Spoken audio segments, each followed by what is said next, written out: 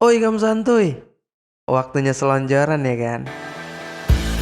Bentar lagi gue mau ceritain film Korea yang dirilis di tahun 2017 berjudul The Outlaws. Film ini diambil dari kisah nyata di mana saat polisi memberantas para gangster di wilayah Chinatown, Seoul, Korea. Tapi sebelum lanjut bolehlah di subscribe dulu ya kan, biar semangat bikin kontennya nih. Kalau udah, thank you coy, lanjut.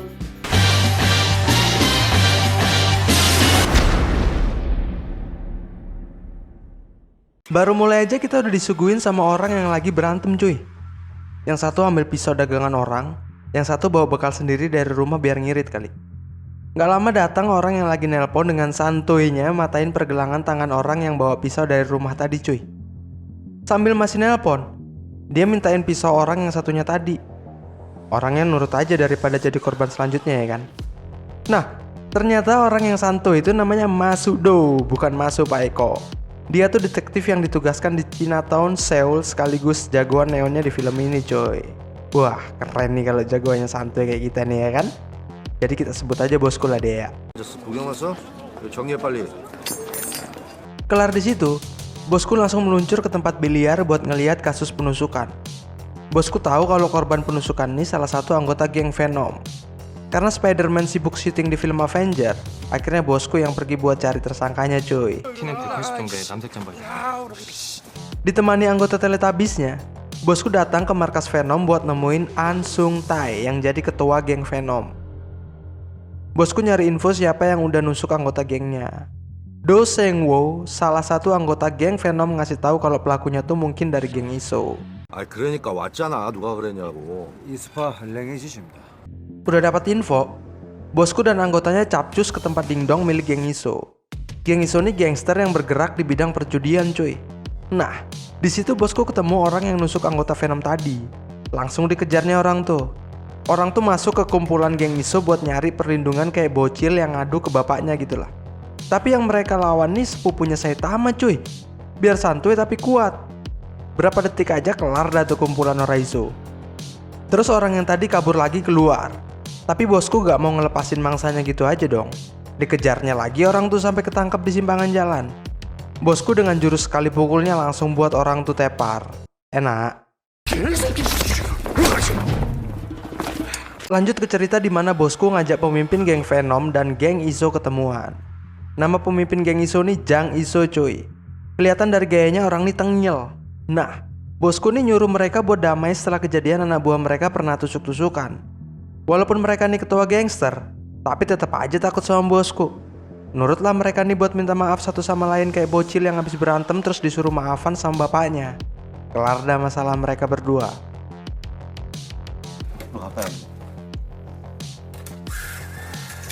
Di scene lain kita ketemu bajigur utamanya cuy. Namanya tuh Jang Chen. Punya dua anak buah namanya Wee Seung Rak dan Yang Tae. Kita sebut Upin Ipin aja lah ya kan. Mereka ini berasal dari Cina yang kerja jadi rentenir di Chinatown, Seoul nih coy. Nah, si bajigur dan Upin Ipin ini lagi menikmati nyiksa salah satu anggota geng Venom karena gak bayar utang. Mereka remukin tangan si ngutang pakai palu cuy, sadis bener dah. Nah, dengar kabar anak buahnya disiksa, gak terima dong ketua geng kan. Malamnya ketua Venom dan anak buahnya datang ke tempat si bajigur.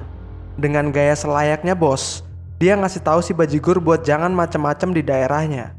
Tapi saking sadisnya trio langsat nih, mereka langsung celap-celup nusuk-nusuk ketua Venom seenak udelai coy. Mokat dah ketua Venom. Akhirnya geng Venom diambil alih sama bajigur terus namanya diganti jadi Black Dragon. Lanjut cerita di mana bosku nih datang ke tempat karaoke dewasa punyanya geng Chunsik cuy. Nama ketuanya tuh Hwang Chunsik. Abis bahas tentang teror pernikahan, sebenarnya bosku nih mau langsung cabut. Tapi nggak tahan sama godaan ciwe-ciwe seksnya yang baru datang. Akhirnya maboklah bosku di situ sampai ketiduran.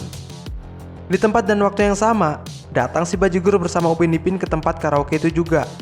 Tapi beda ruangan sama bosku. Di situ trio langsat mabok. Si Upin Ipin ngelakuin hal yang nggak senonoh ke karyawan ciwe di situ. Pak manajer karaoke ngomel terus mukul si Upin sampai jidatnya bocor. Trio langsat yang kesel langsung ngebalas Pak manajer. Mereka motong salah satu tangan Pak manajer cuy. Bosku yang kebangun dari mimpi indahnya ketinggalan pertunjukan itu cuy. Jadinya nggak sempat ketemu sama trio Langsat. Tapi bosku udah ngeliat wajah mereka di CCTV. Ku tandai kau. 쪽팔리게 걸리지는 말든가. 나 요새 민감한 거 알지? Gak berhenti sampai situ cuy. Selanjutnya geng Black Dragon yang dipimpin trio Langsat datang ke tempat dingdong milik geng Iso. Mereka bikin ribut lagi di situ. Gak terima tempatnya diacak-acak, datang ketua geng Iso bersama anggotanya ke situ. Tapi anggota geng Iso dibuat gak berkutik sama Black Dragon. Terpaksa geng Iso mundur dulu. Akhirnya Black Dragon ngambil alih tempat dingdong. Anjir, kayak ngerebut mainan dari bocil aja cuk. 그거 빼면 죽는다. Lanjut di tempat nongkrong langganan bosku nih cuy. Bosku sama anggota Teletubbies yang lain lagi asik ngopai nih ya kan. Gak lama datang trio Langsat ngopai di situ juga. Bosku yang ingat wajah mereka langsung bikin strategi buat nangkep mereka. Tapi si Bajigur nih udah curiga duluan kalau bosku nih polisi. Si Bajigur pura-pura ke toilet terus diikuti salah satu anggota Teletubbies. Pas nyampe dapur, si Bajigur langsung nyiram anak buah bosku pakai minyak panas.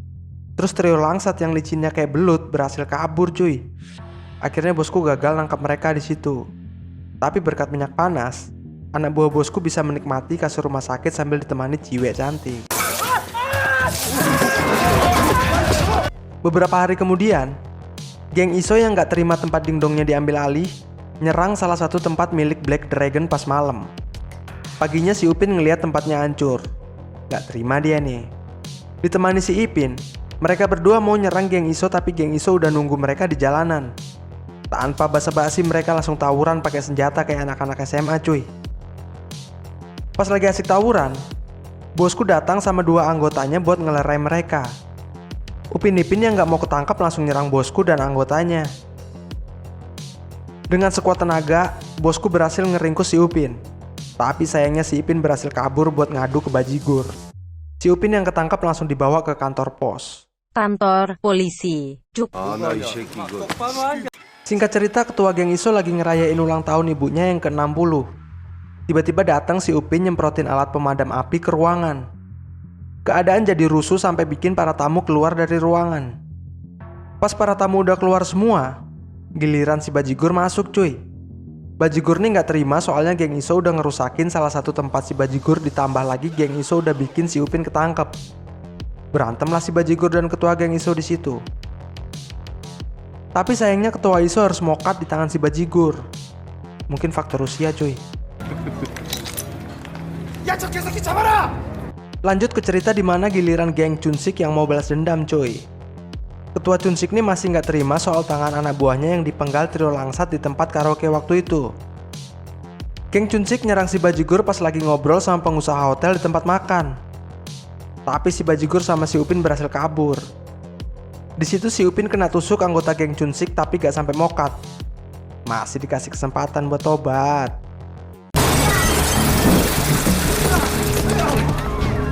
Di sisi lain, bosku nyuruh orang buat pura-pura jadi polisi Cina yang ngejemput si Upin buat dipulangkan ke negaranya. Pas di jalan, polisi gadungan ini pura-pura nyari distributor sabu-sabu buat nyari keuntungan.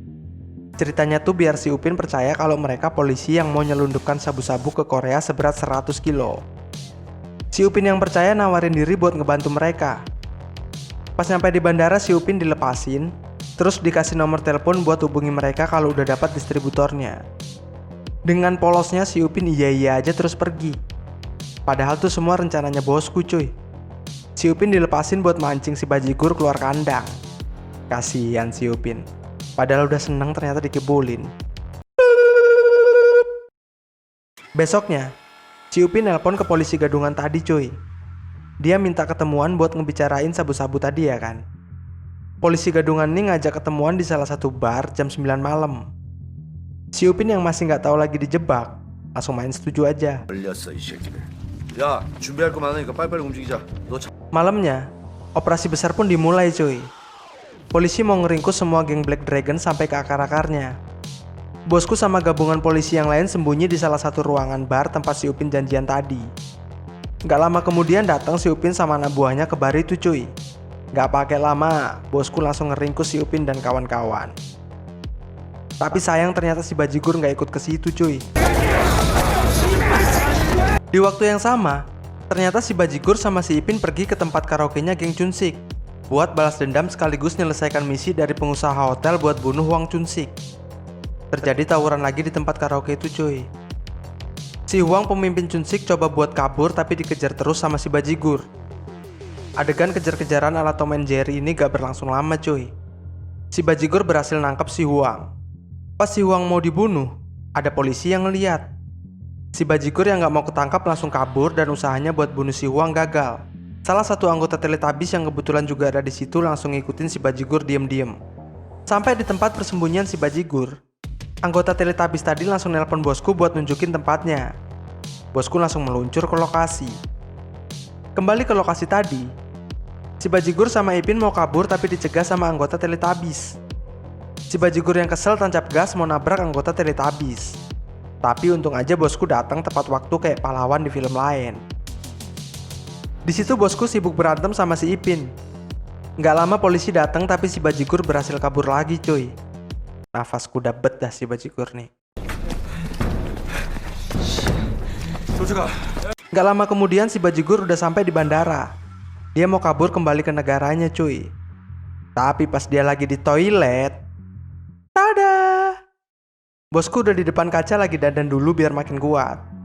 Si bajigur yang takut ketinggalan pesawat gak mau buang-buang waktu langsung nyerang bosku. Akhirnya pertarungan sengit layaknya Naruto dan Sasuke pun dimulai.